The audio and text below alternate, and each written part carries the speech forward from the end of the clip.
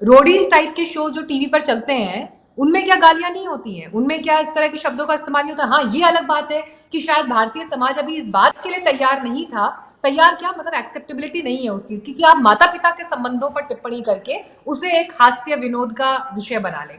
और इसीलिए सवाल यहाँ से अब लिए जाने वाले सबक का है केशव, कि आखिर अब हम रणवीर इलाहाबादिया समय रहना एक फेस हो सकते हैं इस पूरे विवाद का, एक चेहरा हो सकते हैं प्रतीकात्मक रूप से, लेकिन सवाल उससे आगे के सबक का है।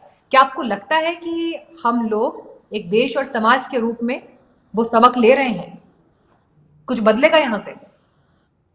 जी हाँ मीनाक्षी, बहुत अच्छी भूमिका आपने इस सब्जेक्ट की रखी है। जो रणवीर इलाहाबादिया का प्रकरण हुआ है, यह बड़ा दुर्भाग्यपूर्ण है। मैं समझता हूं कि आप सही कह रही हैं कि इस वक्त इस समय में हमारे समाज में ऐसे कंटेंट की स्वीकार्यता नहीं है, लेकिन सबसे बड़े सवालों के घेरे में आखिर समाज ही है। कौन है वो लोग जो रणवीर इलाहाबादिया जो कंटेंट क्रिएट करते हैं उसे कंज्यूम करते हैं? हम सब डिजिटल इंडस्ट्री में काम करते हैं, हर दिन यही माथापच्ची होती है कि क्या कंटेंट क्रिएट करें और कैसे एक हेल्दी कंजम्पशन हो ऐसे कंटेंट का। लेकिन हम हर दिन एक चुनौती से जूझते रहते हैं। इसी समाज में आखिर लोग तो हैं जो ऐसे कंटेंट देखना, पढ़ना, सुनना पसंद करते हैं, तभी तो ऐसे कंटेंट क्रिएट किए जाते हैं। और बहुत रिमार्केबली आपने उस बात को अंडरलाइन किया है कि जो ये कंटेंट बन रहे थे वो प्रीमियम सब्सक्रिप्शन के लिए थे, उसके लिए लोग पैसे देकर सब्सक्राइब कर रखे हैं और वही लोग उस चीज को देखते सुनते हैं। हैविंग सेड दैट, जो कथानक है उस एपिसोड का, वह निश्चित रूप से हमारे समाज, हमारी संस्कृति और समय के अनुकूल नहीं है। इस पर विचार किया जाना चाहिए। लेकिन दो और बातें मैं यहाँ पर रखना चाहूंगा।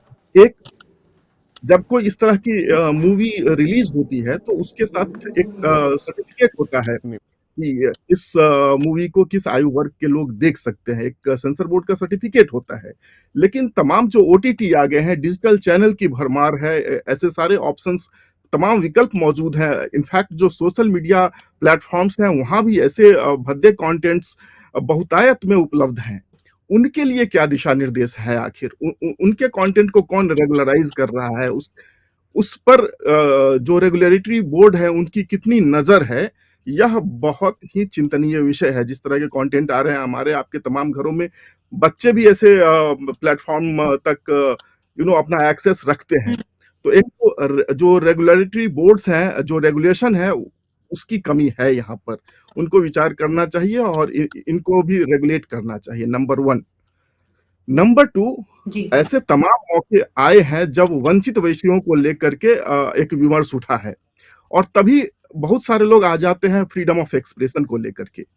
मैं जानता हूं कि जब मैं कहूंगा तो ये एक और नया विवाद ही होगा, लेकिन मैं यह समझना चाहता हूं कि क्या रणवीर अलाहाबादिया पर सिर्फ उनके कंटेंट को लेकर हमले किए जा रहे हैं, या फिर इस हमले का संबंध उनकी क्या कह सकते हैं, एक राजनीतिक आस्था से भी है?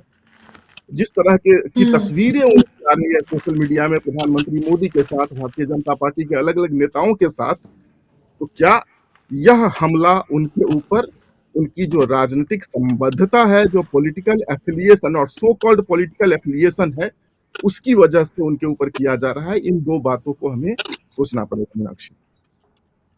मतलब आप ये डाउट जता रहे हैं कि रणवीर की जितनी ट्रोलिंग हो रही है, जितना उनको रोस्ट किया जा रहा है, या जिस तरह से उनके ऊपर एक्शन हुए हैं, उसके पीछे बीजेपी के नेताओं के, मंत्रियों के इंटरव्यूज हुए हैं, तो क्या इस वजह से जो दूसरा पक्ष है वो भी क्या इस ट्रोलिंग और इस क्रिटिसिज्म के पीछे है? लेकिन मुझे ऐसा लगता है कि शव देखिए उसका परसेंटेज कुछ हो सकता है कि चलिए हाँ कुछ हद तक, क्योंकि मैंने कई ऐसे पोस्ट देखे जहां पर बकायदा राहुल गांधी का फोटो लगाकर लिखा गया था कि राहुल जी को भी इनवाइट आया था पॉडकास्ट के लिए, लेकिन राहुल जी नहीं गए और सरकार के कई मंत्री गए। तो मैं कुछ परसेंटेज मान सकती हूँ उसका, लेकिन फिर हम ये देख रहे हैं कि अगर ऐसा बीजेपी के नेताओं से कुछ संबंध होता है या ऐसी कोई बात भी होती, तो केस तो उनके ऊपर महाराष्ट्र में भी दर्ज हुआ है और खुद देवेंद्र फडणवीस को स्टेटमेंट देना पड़ा। असम में हिमंता विश्व शर्मा केस कर रहे हैं। तो ये सारी चीजें भी हमें एट द सेम टाइम देखनी पड़ेंगी।